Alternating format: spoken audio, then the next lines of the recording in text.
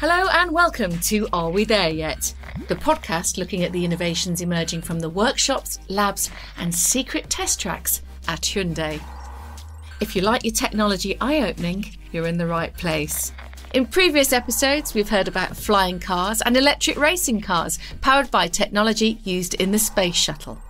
And now we're looking at how this technology is making its way into the vehicles we're all driving and into our lives. I'm Susie Perry, and this podcast comes to you from Hyundai Motor Europe. This edition is about being a visionary. We're going to try and reimagine what a car can be. Today we're with Andreas-Christoph Hofmann, Vice President, Marketing and Product at Hyundai Motor Europe. I'm so excited to talk to you about this topic. A man who is trying to get the world to see cars differently. Looking forward to your questions.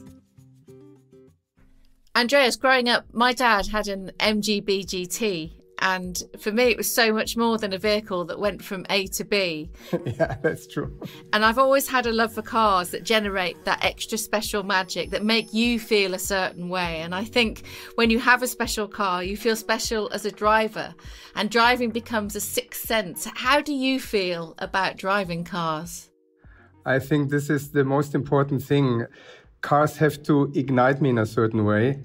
So I've always am very much into this certain kind of feeling which different cars provide. Yeah, the motor industry, it's full of extraordinary people, isn't it? With amazing ideas. People who can see that cars can be very different from how they are now.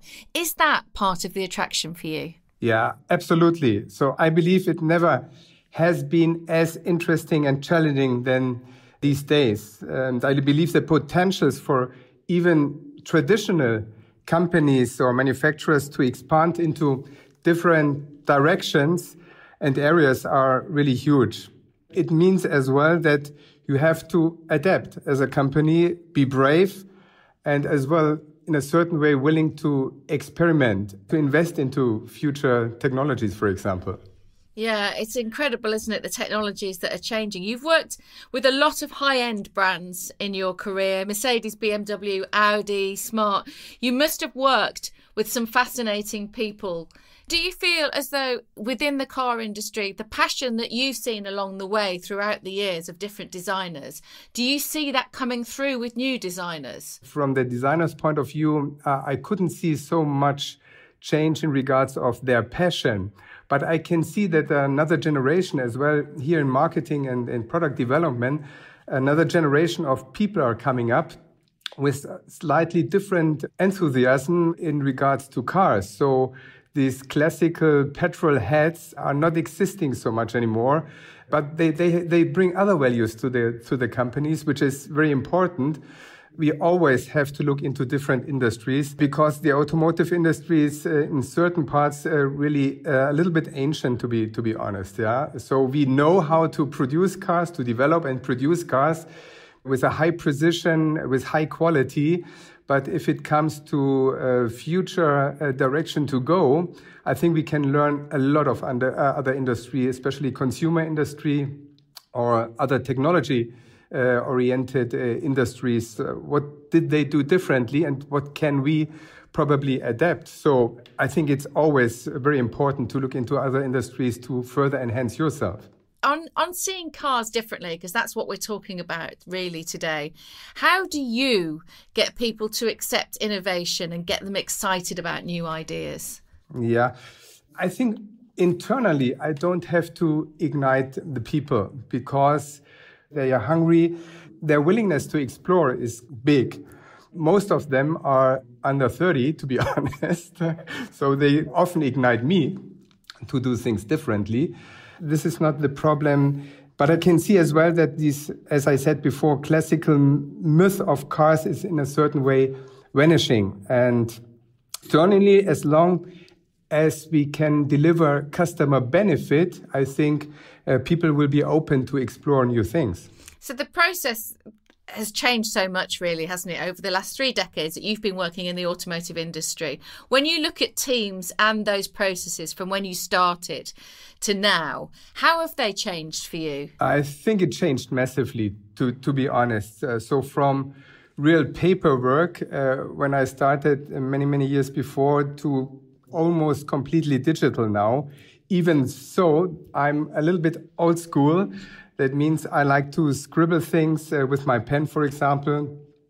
And I believe there are today more angles to look on the tasks to be fulfilled, more information available, much more speed. You have to adapt quickly, but as well some negative points, to be honest. Sometimes, especially if we are just talking about the classical car as a product, a little bit less dedication to the product and to the detail, and really talking about how, for example, exhaust pipe should look like.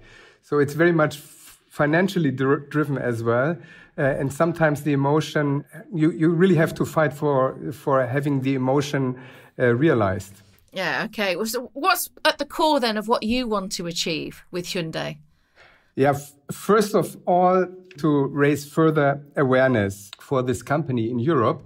And my targets are to really create a crisp brand image and establish this, not necessarily becoming a loved brand, but a beloved brand with a certain purpose. So people should recognize if they hear or see a Hyundai, that they have what kind of image they have in mind, what really makes the difference to other manufacturers, especially very important in this very crowded mainstream segment, you can imagine.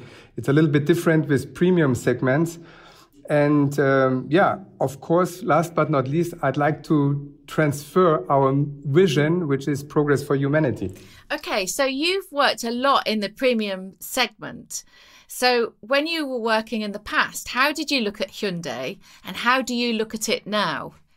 Is it differently? Yeah, absolutely. Absolutely. To be honest, when I work for premium manufacturers, they sometimes don't have the mainstream manufacturers on their radar. Yeah. But what really ignited me was that, first of all, it's still a very young company, a little bit more than 50 years old. And this company completely is in transition, I believe, even a little bit faster than other companies.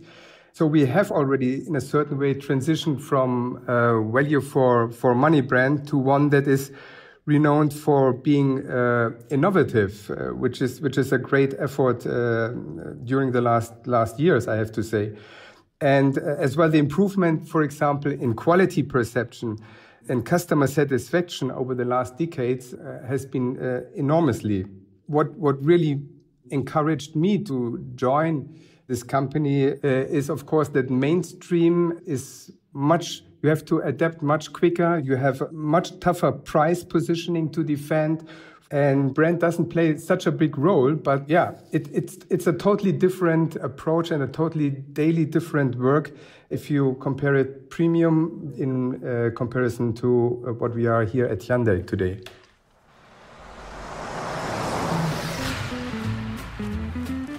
Let's talk about you for a minute. I've heard that you're a bit of a motorbike fan. Yeah. What is it about two wheels that you like?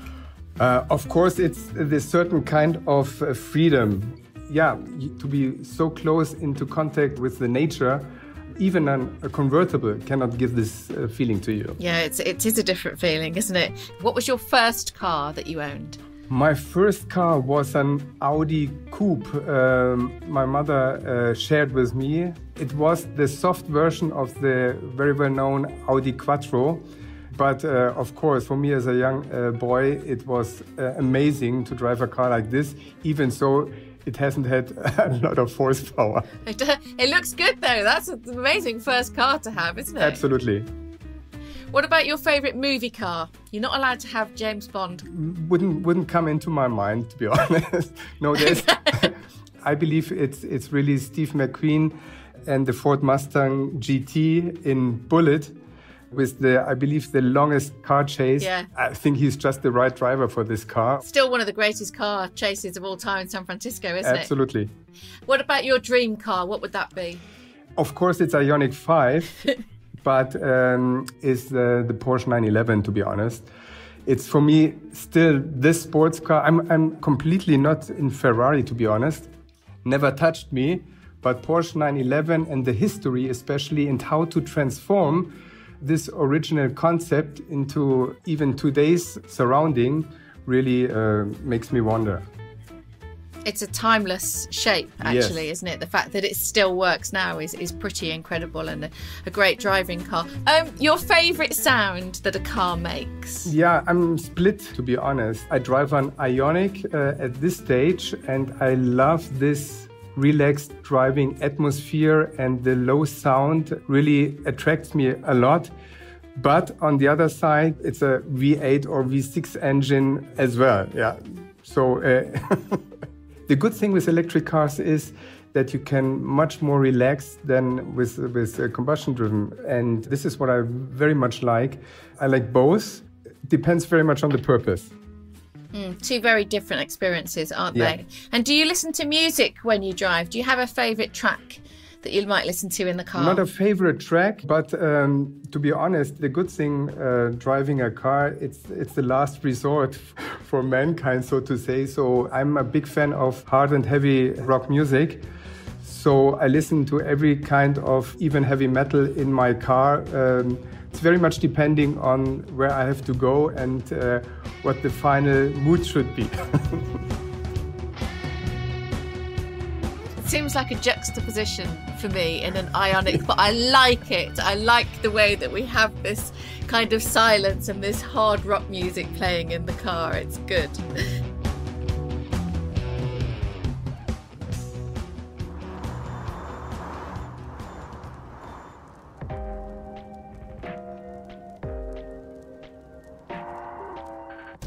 It's amazing, isn't it, how you can fall for a car. I used to watch a show called Dallas in the 70s, and one of the characters, Bobby Ewing, had a Mercedes SL. And ever since then, I've drooled over the car and the shape and the look. The nostalgia, I think, also plays a part for me, because it just oozes class. How do you think design can change the way that people feel about cars? Yeah, reflecting it a little bit to our company, to Hyundai, the good thing is that the number one purchase decision is about design. And I believe design, even for the upcoming years, will be the differentiator. Because technology, in a certain way, customer will expect from a certain manufacturer or company, but design has made and will make the difference. That the designers, they are very much encouraged to look for new forms, new proportions, new surfaces. So this field is still to explore, and especially the combination and to find a certain kind of direction. And we are still in this phase of looking for extremes to find our way, what the future design of Hyundai should look like. Experimenting which direction to go. And this, I think, is a great time. It's not only for the designers, but as well for us to find the right customers at the end of the day for these kind of shapes. When you were growing up, you were inspired very much by the Italian feel, weren't you, for a car? That's true. I had the chance with another company to work closely in the 80s, beginning of 90s with Pininfarina in Italy. And of course, you can imagine, you see a lot of things, how they think, how this Italian style is. It's really amazing how they create and adapt things. And as you know, with the original Pony, we have had Giugiaro as the original designer for this car. So we still feel in a certain way, and we still adapt in a certain way this Italian.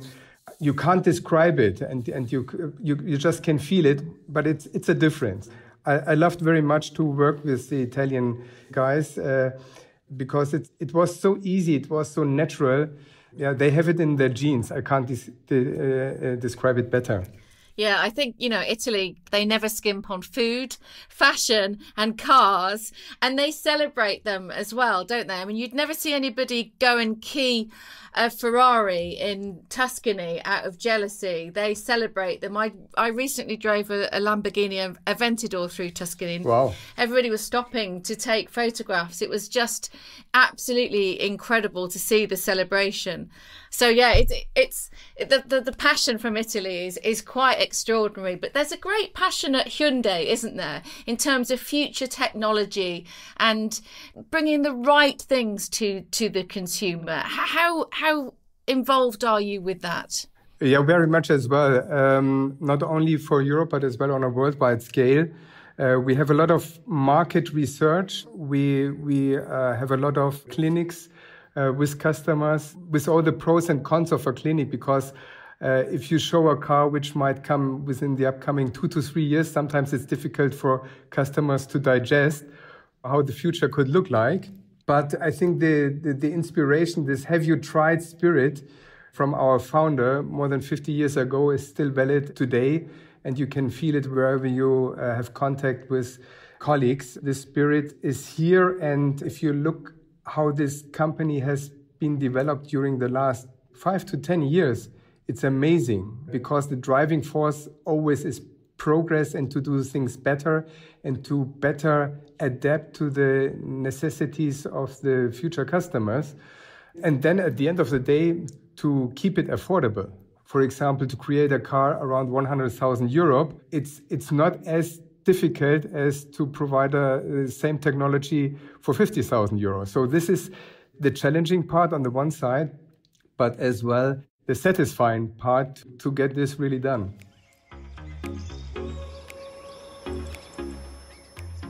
This podcast is all about the extraordinary ideas that are coming out of car workshops and changing our lives. And technology is really at the heart of it, being simple or a complex transition.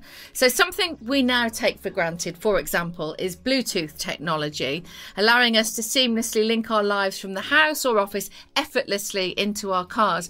Remember when we couldn't talk on the phone in the car, for example? And I feel like this connectivity has been a huge step in integrating communication to the car, and now of course it's ubiquitous. Jump on a couple of decades and the complexion of the automotive world has changed enormously. Let's talk EGMP, a hugely exciting concept for Hyundai. Electric Global Modular Platform, which, am I right, Andreas, in thinking that this is the base platform for a new range of vehicles, and it's quite an extraordinary looking thing. Just tell us a little bit about EGMP. Yeah, EGMP for us, it's really a human-centered approach and will bring us really in a new era of electrification. So that's why we are very, very happy to introduce our first car on this new platform. EGMP will revolutionize customer experience in a certain way. This is our target, of course. And the basic configuration will realize a high level of convenience, comfort, innovative interior designs as well, but as well performance and safety and driving range. So this platform gives us the possibilities for the upcoming, let's say, 5 to 10 years to think completely different in regards of how future mobility could look like. How do you see EGMP improving people's lives, Andreas? Today, the biggest reason preventing customers from purchasing EV cars, number one, range or range anxiety, and maybe as well a lack of infrastructure, of charging infrastructure. And with EGMP, we are trying to solve by improving range and as well introducing fast charging possibilities. It will take all the hurdles of today's electromobility away. And the technology, which is 400 and 800 volt technology, really gives now the possibility in parallel. Of course, we are not taking care only about the product itself, but as well about the charging network. As you might have heard, we have a cooperation ready with Ionity for fast charging on the highways. And we will have our own Charge My Hyundai network established. And this will really give confidence to people that they don't have to worry anymore about their range and how much time they have to calculate to get their cars refilled. So this is the great thing about EGMP. And the other great thing is that you completely can rearrange and think differently about interior. If we further look into automized driving, for example, where you don't need to have a steering wheel anymore, everything has already been provided to create cars like this in the future. So this platform will have a long time period to be used for things we can't imagine today. The platform, the technology is there. The space that you're able to create with EGMP, do you feel as though that's going to be a real game changer in the market? I believe so, because I haven't seen from competitors what I've already seen now within our company, and with the flat floor and the possibilities of how to balance weight, for example, how to create different lounge atmospheres or sporty driving atmospheres, or how to rearrange seats, how to turn seats. That's something new. I haven't seen only in concept cars at this stage, but we are ready for it. And it seems as though with this, talking about the way that we see cars differently, your car will be able to become your portable office, or even if you go camping, everything's going to be different because of V2L. Andreas, before, to charge something in your car, you would use the cigarette lighter and you get a tiny bit of charge for your phone, or, it was always awkward. But V2L, that's going to completely change the way that we use the car in terms of charging, isn't it? Yes, exactly. So V2L, vehicle to load, transforms your car into a power station. Let's say it like this. So you can plug in a lot of things you couldn't plug in before because you only had this 12-volt cigarette lighter. And this puts the car into another dimension, into another possibilities for people exploring nature, for example, or having long trips better prepared. And the vehicle, even if you use it as an office, will offer with vehicle to load a lot more possibilities than you can imagine today.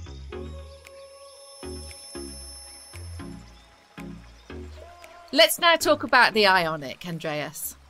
Yes, Ioniq is our new lineup brand, as we call it.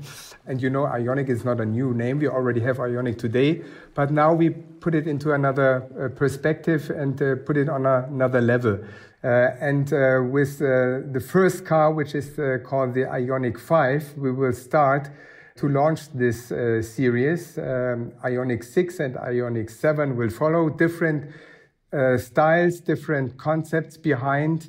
So you have to stay curious. Let's talk about the Ioniq 5 that's just been launched. How will it shape the future, do you think, for Hyundai? Yeah, it will be really a quantum leap in electromobility, especially if you are the mainstream segment, because there's no car which can provide range, charging possibilities from the design point of view being very extraordinary. And Ioniq 5 will be just the first.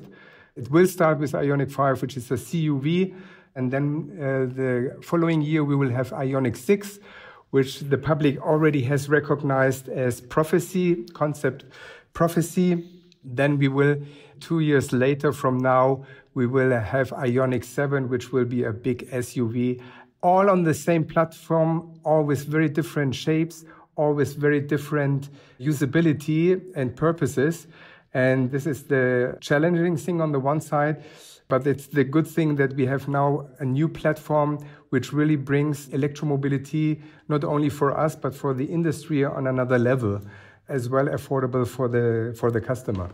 Sometimes when I'm driving, I suddenly notice a feature which is absolutely essential, but I've never really thought about it. Like the rear view car mirror or an indicator. And you think that they're always there on cars. You can't imagine a car without them. But of course, these things are timeless innovations. And that's all a very long time ago now. But you can imagine in a few years' time that people will say, yeah, well, of course, cars should have had solar roofs, for example. Absolutely. Solar roof, I believe, will be the new normal if you look into the upcoming 5 years. And we are happy to introduce it with the first generation of EGMP, which is Ioniq 5. It seems now as though when you're looking at a car, every single part of that car needs to be doing its own job. It's not just there for decoration. Is that the case? That's true. Even an antenna which is hidden today might have additional functions. There's not so much room just for funny design features, so it all has its additional usage and task to fulfill, if we like it or not. But it is like this, and especially under a quite huge cost pressure everybody has in this industry, every detail has to fulfill certain needs and certain tasks. That's true. And you mentioned earlier two of the biggest problems for people are the charging anxiety, which seems to be solved with the Ioniq because you can charge in minutes, and also the network of charging where you'll be able to charge your car. Do you feel as though those problems are now solved with the Ioniq, or is there more to go? I believe there's more to go, to be honest, because we as manufacturer cannot provide a very strong charging network, for example. We will have our stake in it, but if we are looking into Europe as a whole, we see that we have very, very different levels of electrification from north to south. Very advanced, for example, in Norway or in the Netherlands, not as advanced, for example, in Sicily. So we will support to further quickly develop the network, but we can't do it our own, to be honest. So I believe that on a cooperation level, we can quickly ramp up, but I believe it's only possible to get the problem solved if corporations might come up and if governments invest much more than they invest today.